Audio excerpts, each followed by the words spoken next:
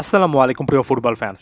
আপনারা নিশ্চয়ই অতি সম্প্রতি রড্রিগো ডি পল টু ইন্টার মায়ামি এই রিউমারটা দেখছেন এবং এটা এখন আর কোনো রিউমার স্টেজে নেই।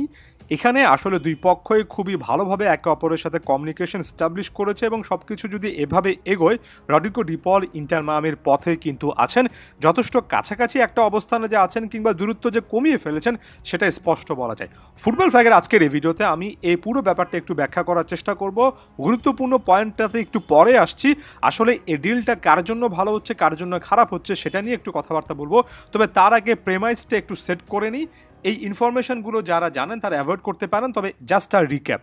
ইন্টার মায়ামি মিডফিল্ডে শক্তিমত্তা বৃদ্ধি করার জন্য ডিপলকে টার্গেট করেছিল এবং রড্রিগো ডিপলের সিচুয়েশনটা অনেকটা এমন, অ্যাথলেটিকো মাদ্রিদের চুক্তির একেবারে শেষ বছরে চলে আসছেন এমন সিচুয়েশন। তারপর অ্যাথলেটিকো মাদ্রিদ ভিয়া রিয়াল থেকে অ্যালেক্স বাইয়েনা এই প্লেয়ারটাকে নিয়ে এসেছে, আরও একজন দুজন মিডফিল্ডারকে তারা টার্গেট করছে। এমন সিচুয়েশনে রড্রিগো ডিপল হয়তোবা কিছুটা হলেও নিজেকে এই জায়গায় আনস্টেবল মনে করেছেন, যে কারণে অ্যাথলেটিকো মাদ্রিদ থেকে তিনি মুভ আউট করবেন। অনেকগুলো অপশন তার জন্য আসতে পারত, তবে এই মুহূর্তে হয়তোবা এমএলএসকে তিনি প্রাধান্য দিচ্ছেন। স্পষ্টত এখানে লিওনেল মেসি সবচেয়ে বড় ফ্যাক্টর, এটা অস্বীকার করার কোনো কারণ নেই। লিওনেল মেসির পাশে জাতীয় দলে রড্রিগো ডিপল খেলাটা অনেক বেশি উপভোগ করেন, হয়তোবা আরও একটা ফেজ তিনি এমন চাচ্ছেন। তবে এই গল্পের এই অংশটা শুনলে, অর্থাৎ লিওনেল মেসির পাশে মিডফিল্ডে রড্রিগো ডিপলের মতো একজন প্লেয়ার থাকবেন যিনি কিনা মাঠের মধ্যে অনেকটা লিও মেসির বডিগার্ডের মতো কাজ করেন, এটা আর্জেন্টিনান ফ্যানদের জাতীয় দলের কনটেক্সটে শুনতে অনেক ভালো লাগবে। ক্লাব ফুটবলে মিডফিল্ডে একজন কোয়ালিটি ফুটবলার লিওনেল মেসি পাবেন। মেসির পারফরমেন্সটা আরও বেশি করে অনুদিত হবে, ইন্টার মায়ামির ভালো হবে, এই জিনিসগুলো পার্শিয়ালি শুনতে ভালো লাগে। তবে একই সঙ্গে বেশ কয়েকটা শঙ্কার জায়গাও কিন্তু আছে। একটা শঙ্কার জায়গা তো আপনাদের মনের মধ্যে আছে, এটা রড্রিগো ডিপলের ক্যারিয়ারের ক্ষেত্রে কেমন ইম্প্যাক্ট ফেলবে। সেটা প্রসঙ্গে আসার আগে আমি এই কথাটা বলে নিই যে এখানে এই ব্যাপারটা এতটা স্ট্রেট ফরওয়ার্ডও কিন্তু নয়। যেমন রড্রিগো ডিপলকে ইন্টার মায়ামিতে আনতে যে পরিমাণ আসলে আর্থিক একটা ব্যালেন্স শিটে নিজেদের অবস্থান রাখতে হবে ইন্টার মায়ামিকে, সেখানে মনে হচ্ছে যে তাদের ডেজিগনেটেড প্লেয়ার অর্থাৎ ডিপি, অর্থাৎ ইন্টার মায়ামি যে এমএলএসে খেলছে সেটার ফাইন্যান্সিয়াল রেগুলেশন মেনে যে বড় অর্থের প্লেয়ার আনার ব্যাপারে যে একটা কোটা আছে, সেই কোটা থেকে একজন প্লেয়ার হয়তোবা ভবিষ্যতে বাদ পড়তে পারেন। এর মধ্যে লিওনেল মেসির নাম আছে, জর্ডি আলবার নাম আছে, সার্জিও বুস্কেটসের নাম আছে।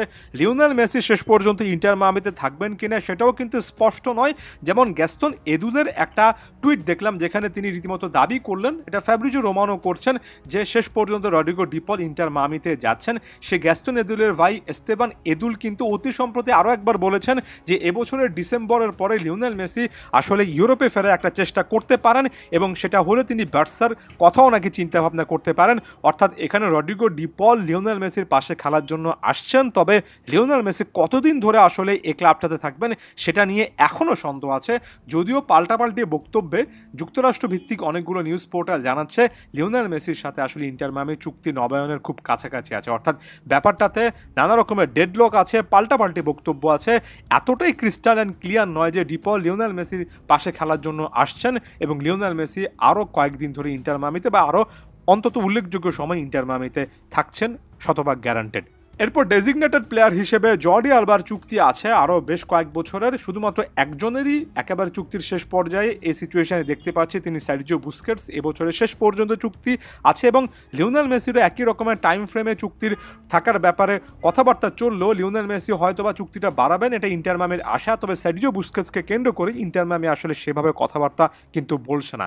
অনেকে দুয়ে দুয়ে চার মেলাচ্ছেন যে শেষ পর্যন্ত সার্জিও বুস্কেটসের পরিবর্তে রড্রিগো ডিপল মিডফিল্ডে একটা জায়গা পাবেন এবং সেজন্য ইন্টার মায়ামি আসলে এই অপারেশনটা অনেক জলদি শেষ করতে চায়। অর্থাৎ শুধুমাত্র লিওনেল মেসি ফ্যাক্টর নয়, ভবিষ্যতে সার্জিও বুস্কেটসের রিপ্লেসমেন্ট হিসেবে লাইক ফর লাইক প্রোফাইল না হলেও মিডফিল্ডে একটা খুবই ভালো মানের প্রোফাইল ইন্টার মায়ামি এখানে চাচ্ছে।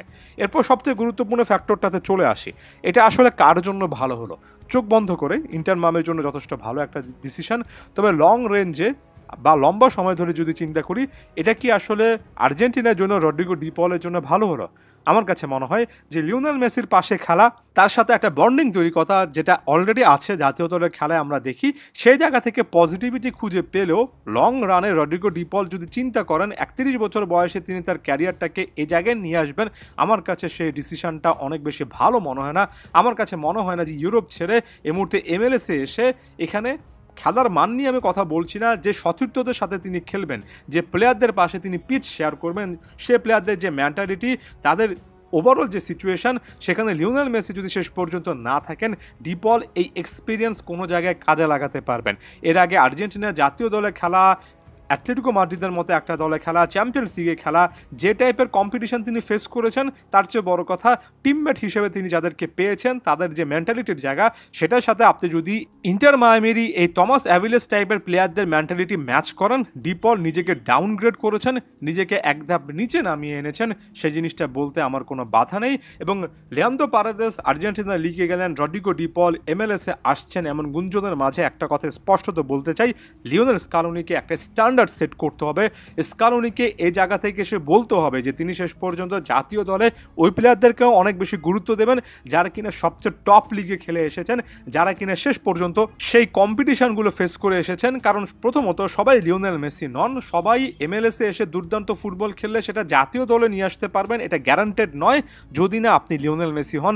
দ্বিতীয়ত লিওনেল মেসি নিজেও কিন্তু 36-37 বছর বয়সে এমন টাইপের লিগে এসেছিলেন, নিজের ক্যারিয়ারের একেবারে বড় বড় চ্যাপ্টার শেষ করে এসেছিলেন। তাই হয়তোবা ক্ষণিকের জন্য লিওনেল মেসির পাশে রড্রিগো ডি পলের খেলাটা দেখতে আমার ভালো লাগবে, আমরা দেখব।